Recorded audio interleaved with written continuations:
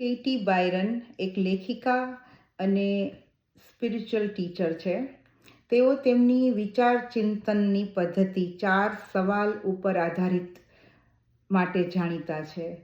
એમના કહેવા પ્રમાણે ઘણીવાર આપણે બહારની પરિસ્થિતિથી નહીં, પણ આપણા વિચારો અને આપણી માન્યતાઓને લીધે દુઃખી થતા હોઈએ છીએ.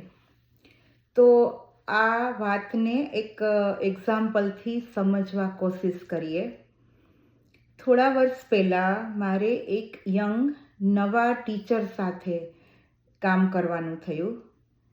એ ટીચરની ટીચિંગ મેથડ મારાથી અને અન્ય ટીચર્સથી સાવ જુદી હતી અને મને અમુક પદ્ધતિ બરાબર નહોતી લાગતી.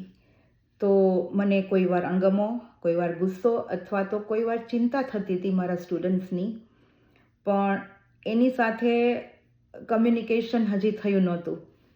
તો આ બાયરનના 4 સવાલ પ્રમાણે હું મારી માન્યતાને કંઈક આવી રીતે એનાલાઇઝ કરી શકું. સવાલ પહેલો કે મને મારો વિચાર સાચો લાગે છે કે આ નવા ટીચરને ટીચિંગ મેથડ જુદી છે, બરાબર નથી? તો હા, મને એવું લાગતું હતું. સેકન્ડ ક્વેશ્ચન, મને પૂરી ખાતરી છે કે એની આ મેથડ બરાબર નથી, કે મારા સ્ટુડન્ટ્સ માટે લાભદાયી નથી? તો એકાદ વાતને છોડીને હા, મને એવું લાગતું હતું. ત્રીજો સવાલ, આ વિચારની સાથે મારું રિએક્શન, મારી પ્રતિક્રિયા કેવી હોય છે? તો નેગેટિવ, કદાચ મારો ગુસ્સો કે મારી ચિંતા કે મારો અણગમો મારા ફેસ ઉપર કે મારી બોડી લેંગ્વેજમાં કદાચ દેખાતો હશે. ચોથો અને છેલ્લો સવાલ કે આ વિચાર અથવા આ માન્યતા ના હોય ત્યારે મારી પ્રતિક્રિયા કેવી હોય? તો નોર્મલ, જેવી બીજા ક્લાસીસમાં હોય. તો આ ચોથા સવાલનો જે જવાબ હતો કે મારી પ્રતિક્રિયા કેવી હોય, એને લક્ષમાં લઈને બીજા દિવસે હું ક્લાસમાં પોઝિટિવ એટીટ્યૂડ અને શાંત મનથી એન્ટર થઈ.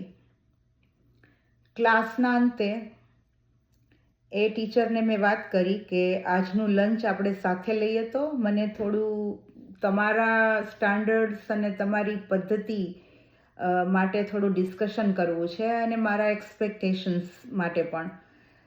તો એને મને લંચ દરમિયાન આવું કીધું કે અમુક સ્ટેટ્સમાં આ નવું સ્ટાન્ડર્ડ અપનાવેલું છે સક્સેસફુલી અને એની ટ્રેનિંગ એને લીધેલી છે. શરૂઆતમાં સ્ટુડન્ટ્સને થોડું નવું લાગે તો એડજસ્ટ કરતાં વાર લાગશે, પણ ઓવર ધ ટાઈમ એ એમના માટે સારું રહેશે અને આપણી કાઉન્ટી પણ ઇવેન્ચ્યુઅલી આ સ્ટાન્ડર્ડને એડોપ્ટ કરવાની છે. હવે મને નામ ખબર હતી એ સ્ટાન્ડર્ડનું, પણ એના વિશે નોલેજ નહોતું કાંઈ. તો થોડું ઘણું એને સમજાવ્યું મને અને પછીનું મેં સેલ્ફ સ્ટડીથી એ સ્ટાન્ડર્ડ્સને સમજવાની કોશિશ કરી. પછીથી જે એટીટ્યૂડ, એ વિચાર મારો જતો રહ્યો કે આ ટીચરની મેથડ બરાબર નથી, એટલે મારું જે અભિગમ પોઝિટિવ હતો એના આધારે મેં મારી ટીચિંગ સ્ટાઇલમાં ફેરફાર કર્યા એ સબ્જેક્ટ માટે, એ ક્લાસ માટે, અને એને પણ થોડા કર્યા. અને અમારી બંનેની જે રિધમ હતી અને અમારું જે તાલમેલ હતી એ વર્ષના અંતે એવી રીતે પુરવાર થઈ કે એ ક્લાસનું રિઝલ્ટ સૌથી સરસ આવ્યું. તો આ જે ચોથો સવાલ છે કે આ વિચાર અથવા આ માન્યતા અત્યારે મારી સાથે ના હોય તો મારી પ્રતિક્રિયા અથવા મારા ફિલિંગ્સ કેવા હોય, એ મને ડેઇલી લાઈફમાં પ્રેઝન્ટ મોમેન્ટની નાની નાની વાતો એન્જોય કરવામાં બહુ જ ઉપયોગી થયા છે. ફોર એક્ઝામ્પલ, કે દિવસના અંતે જ્યારે જોબ પરથી ઘરે આવું તો આઈ એમ રિલેક્સિંગ મારા સ્વિંગો ઉપર મસાલા ચાયનો એક કપ લઈને, અને કોઈ વિચાર આવે કે આવતા વીકમાં મારી એક મેડિકલ અપોઇન્ટમેન્ટ છે ને થોડું અંદરથી ચિંતા ઊભી થાય કે ઉદાસી ઊભી થાય, તો હું એ સવાલ પૂછું કે આ વિચાર અત્યારે હું ના કરતી હોત તો હું ક્યાં હોત, તો હું શું કરતી હોત, તો હું મારી મસાલા ચાયને પૂરેપૂરી એન્જોય કરતી હોત. તો આ સવાલથી હું એ વિચારને કાં તો હું ધકેલી દઉં છું, કાં તો હું પોસ્ટપોન કરું છું. સો આ ચોથા સવાલે મને પ્રેઝન્ટ મોમેન્ટમાં રહેવાની બહુ જ મદદ કરી છે. મેં આ આશાથી શેર કર્યું છે કે કદાચ તમને પણ કંઈક ઉપયોગી થઈ શકે.